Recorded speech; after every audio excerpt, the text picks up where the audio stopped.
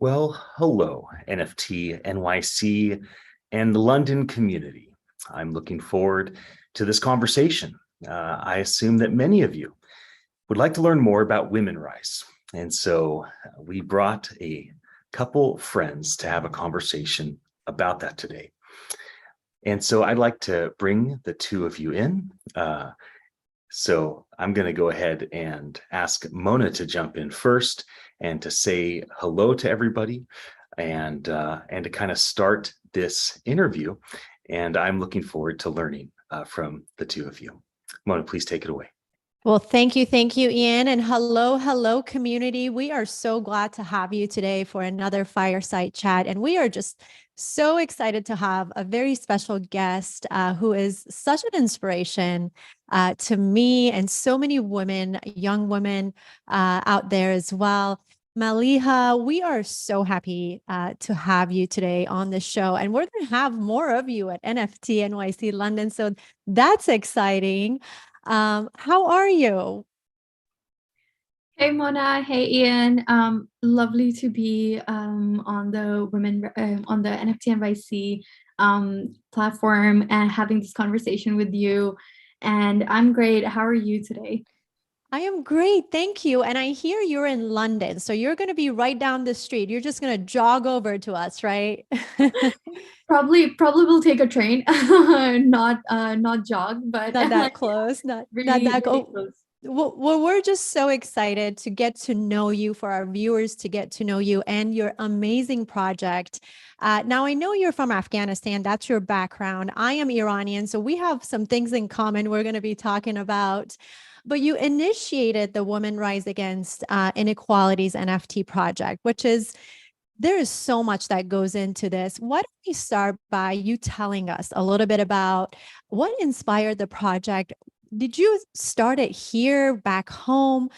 Just go ahead and jump into it and tell us about Women Rise.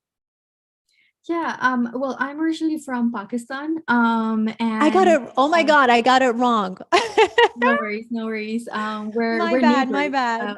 Yeah, Afghanistan, Pakistan, we're neighbors. We're our neighbors. We are Yes. neighbors. And so is Iran and Pakistan. So it's wonderful to have this conversation with you. And with Women Rise, like, you know, I have been creating art focused on women's rights and girls' education and social justice in general, or really any topic that that I feel is close to my heart. And I've been creating art about it for 10 years now. And the reason is that art is I want to say my love language. Art is the way that I have created sense of a lot of the things around me, whether that's personal things or whether that those are things like happening around in the world, or whether it's something that I would like to communicate with people. So these are some of the things that I have personally just created art for and have worked with different organizations from around the world. So yeah, those are some of the things that my art is focused on, and women rights is an extension of the work that I have been doing for the past decade. Which I kind of brought up the OpenSea for people to see the art, but your work goes beyond this. Actually, it started way before this. Tell us a little bit about where did your art start and then led into this? Yeah, so I've been creating art for as long as I can remember, but around the age of 14, when I immigrated to United States from Pakistan, art became something really a way for me to kind of process the journey of coming from Pakistan, the journey of not being as fluent in English. So just the culture shock, but also kind of not being able to communicate the same way as I used to in Pakistan, and then kind of feeling that initial isolation of adjusting to a new place, and just starting a new school, having new people around me who are who come from a very different background than me. So art became like a way for me to process all of those things and really help me find like a safe space within my colors and my art pad and my canvases. So I think for me that was kind of like a turning point, because before that I was creating art just for fun, just like as a kid, just having fun with art. And then a few years down the line, I started to notice some other issues like around me that I wanted to talk about through art, or that I wasn't seeing maybe mainstream media talk about, and were happening in my community or were happening in communities of color in general. And my idea was that even if I'm able to communicate it to one person around me, it's going to take that further. It was that kind of like was my way to do so. And then slowly I started to work with different organizations to talk about important issues, to talk about issues that matter and that are all about the people. So I've created art for, focused on girls' education, focused on raising And you awareness can show regarding- those, by the way, Maliha, sorry to interrupt you, but you can, I know you were showing those art to Ian and I earlier. Feel free to share your screen and show the art you're talking about to our viewers. Sorry, go ahead. And your work with the organizations. Yeah, I closed the file. So it's okay. Don't worry. It's gonna no take worries. me No worries. Yeah, it's gonna take me like a hot minute to like find those again on No my computer. worries. The computer is a mess, but you do work but with it's some all awesome organizations. Tell us about that. Yeah, I mean, to name some of the organizations I've worked with: Adobe, Google, Charity Water, and Malala Fund. And like, these are the organizations that are doing incredible work. So just to be, they're creating art focused on topics that I truly care about. So it's, that's how I have evolved as an artist over time. That's how I have educated myself on various things. And art has been my companion. Art has been my teacher. Art is a way for me to communicate with, my growing community that I have been sharing my art with for the past 10 years. And now we're in Web3. Now we're creating NFTs. And it's wonderful to bring together a like-minded community called Women Rise, and to share my art with my community in Web3.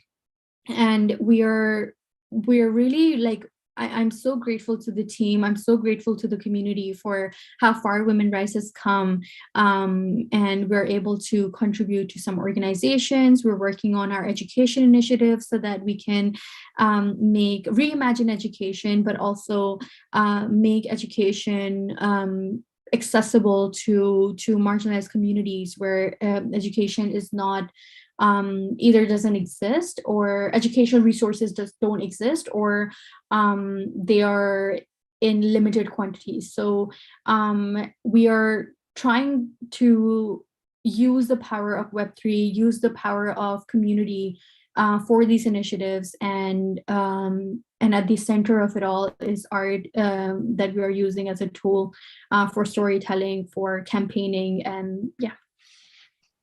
What brilliant and inspiring leader you are to women in Web3, but not just women in Web3, but women around the world. I mean, you're liberating, and that's just so refreshing to see. It's funny because we, like I mentioned earlier, we do have some things in common. And as a matter of fact, Ian was interviewing me a couple of days ago and asked me a very thought-provoking question. And while he's not here, I'm going to steal his question and turn that over to you. because we were talking about how Web3, being an immigrant, Web3 has become such a community-driven and inspiring space for us to be able to express ourselves, build our future. So I kind of want to ask you this question. How do you, as an immigrant, how are you viewing Web3? Do you see it as a gateway that's helping people, women on our side of the world, in the Middle East, in Asia, in Africa, as a gateway that's helping people to build and be heard? Or do you think that we still have some work to do? What are your thoughts on that? I mean, within the Web3, firstly, I want to say that there are so many women in Web3 that inspire me. And, I think in the past several months, we have seen an increase of women leaders in the space, women developers, women artists in the Web3 space. But we definitely have a long way to go. And when it comes to countries like Pakistan or various countries in the Middle East, Asia, Africa, I feel like there is, whenever I've seen statistics about crypto, I have always been so proud to see that countries the countries that we're talking about, they have a large number of users from Asian countries, from African countries, and from around the world. And it's not just the US or the UK or just Western countries, but I think the issue we may be facing is a few things. It's definitely not the lack of intelligence from the people of these countries, but maybe it's the technology sometimes, and also the regulation around it.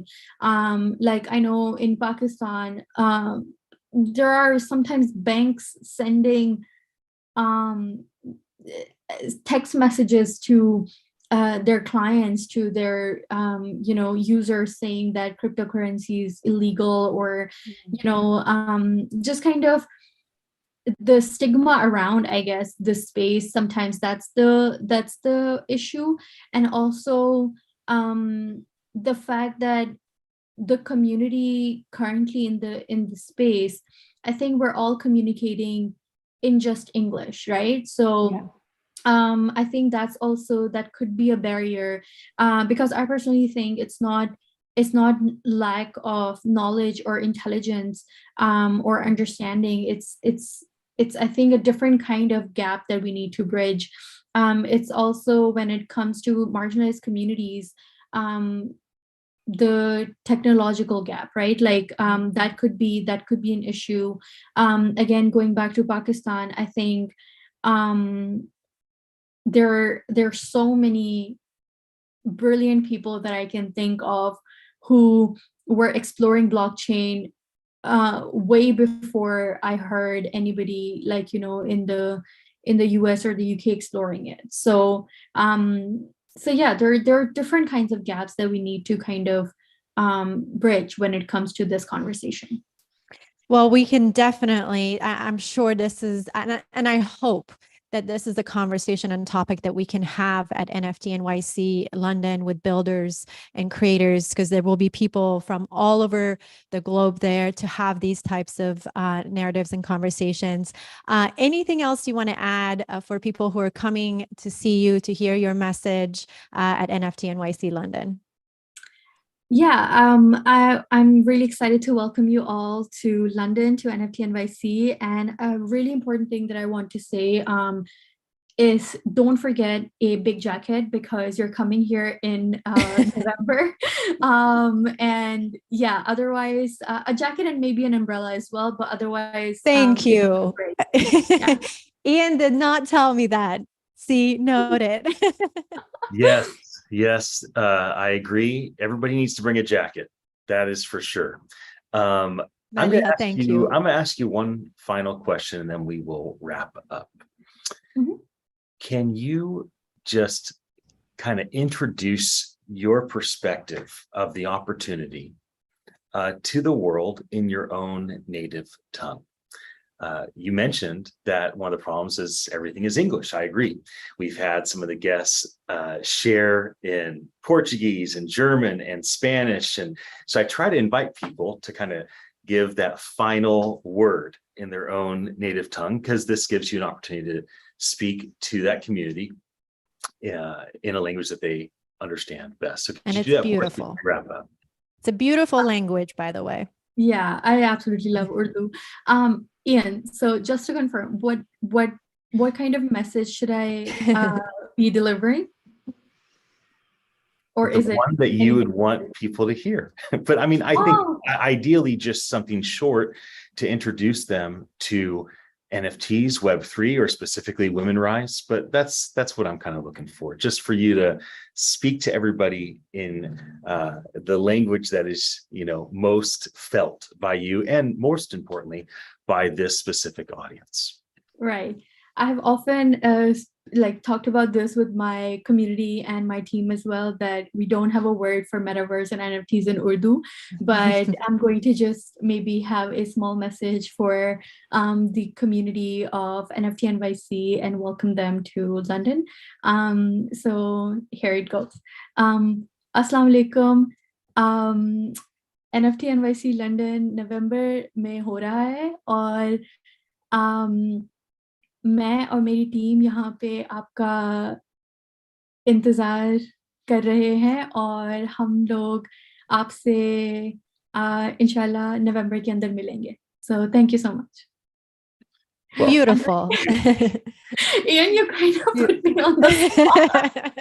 That's all that. I was. Yeah, that's what I do. I've done 500 of these events. I like to keep them fun for me and the guests. It was fun, yeah. Good. I love it. Well, for everybody Beautiful. that watched the conversation, thank you for your attention. Join us November 3rd and 4th in London for our NFT.London event. Ladies, thank you for joining me today. And I look forward to seeing both of you in London very soon.